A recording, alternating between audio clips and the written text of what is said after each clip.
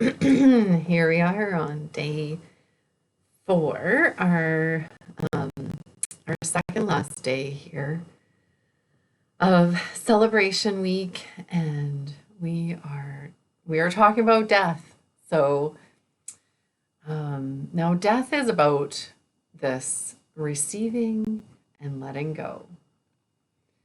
Receiving and letting go, right? Like our there's that cycle, right? And the death part is the letting go part, and the birthing, or like the initial piece, is about giving, like, starting a new chapter, giving birth, all of these things. And we can give birth to different things, but we also can end cycles as well, and create death.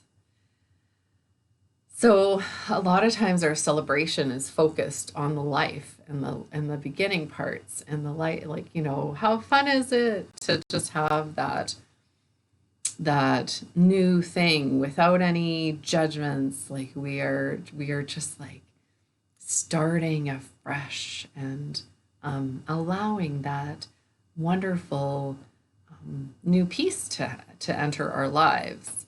And this part is great to celebrate because there's always hope, there's always potential, there's always that no masks piece, right? That no judgment, because as we enter into new things, that's kind of how we come in. Just like when we were born, is we were born and there was no judgments, and this was all new and fresh, and we had no idea what was coming, and then we lived it, and then we are living it, and then the death comes, right? And a lot, like, we don't really celebrate death in that same regard as we do the new life, the new birth, the, like, all of those pieces.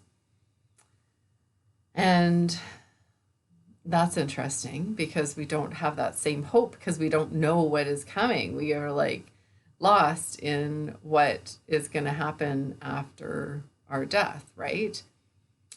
So that was super dark. But then we also have, like, if we think of this receiving and letting go as a breathing cycle, like, our breathing cycle is like a small example of that receiving and letting go. Because when we take that breath in, we receive that air, we bring that into our body.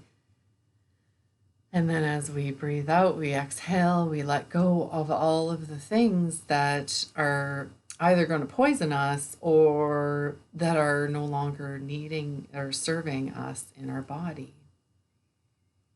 And then there's the other piece about creating space in our life, and even just in our lungs, to receive again, right?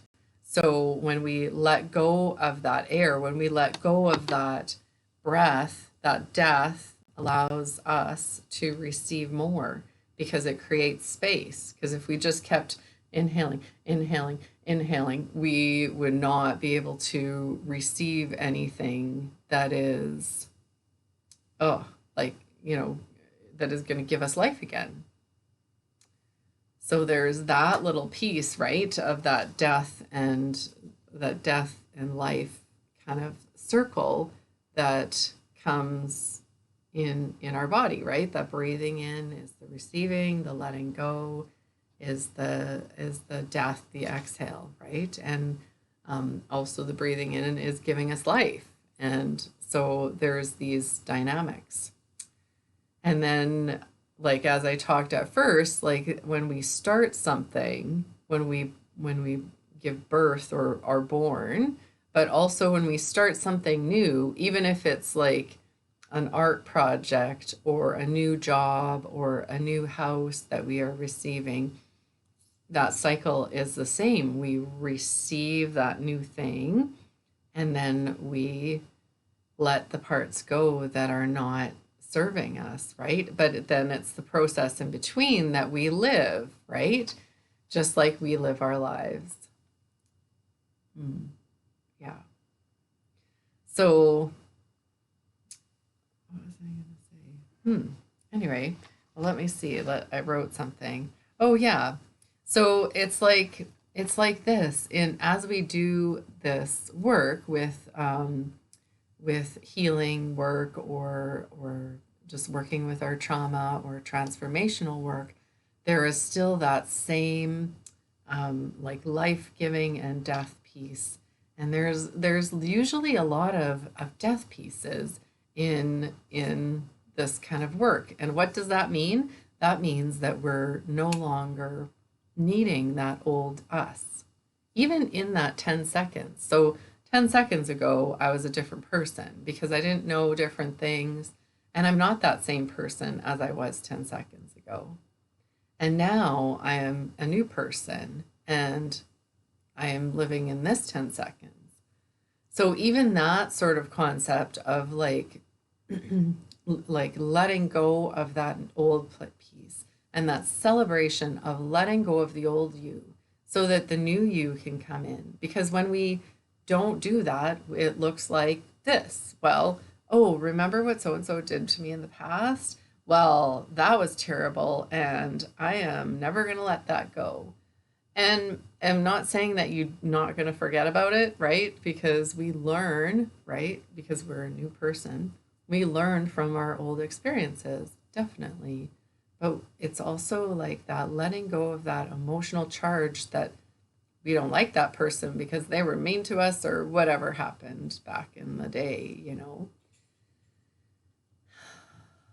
And that emotional charge is the piece that keeps us stuck in the old us. But then when we are ready to say, oh, thank you, old us, for living that life, we are ready to say goodbye to you. There's a death to come for the old you, and there's a new life to become for the new you, meaning the new you that brings the life right now. And there's still like a hope and that rebirth and that feeling of being born and like hope that we can live in the new us. So here is that celebration, right? That celebration that we can live these death and life cycle like every day, every moment, every 10 seconds. And we can just allow our body to create more space because when we allow the death in, when we allow that old self to die, when we are no longer attached to that emotion that brings us back to that same reaction. Because as we remember things that happened in our past, we remember, like we relive that trauma, we relive that piece. And what if we could let go of that reliving of and allow ourselves to allow the death and celebrate the death and then able to celebrate the life? So it's almost like this. We get two celebrations for one, right? We allow the death, we allow the ending of the cycle, we allow the death, so we celebrate that. We celebrate ourselves for being able to let go, to bring space, and then we get to celebrate the new life, that new peace, and the new hope. And those two pieces, even though they sometimes get muddied in the water of like celebration of working up to the next thing. Pardon me. Woo, this is a good one. Celebration of like a birthday, right? The celebration of that newness. But we also have to like give a little space to thank you for the last age, for the last year, for giving us what you gave us. And now we're ready to move on to the next stage. And I never thought of it this way before, but I do really appreciate being the age that I am and allowing the and like allowing that old new age to come in. What does that mean? So like I love numbers, so 48 was an awesome year because I love 4 and 4 doubled is 8. So I love that number.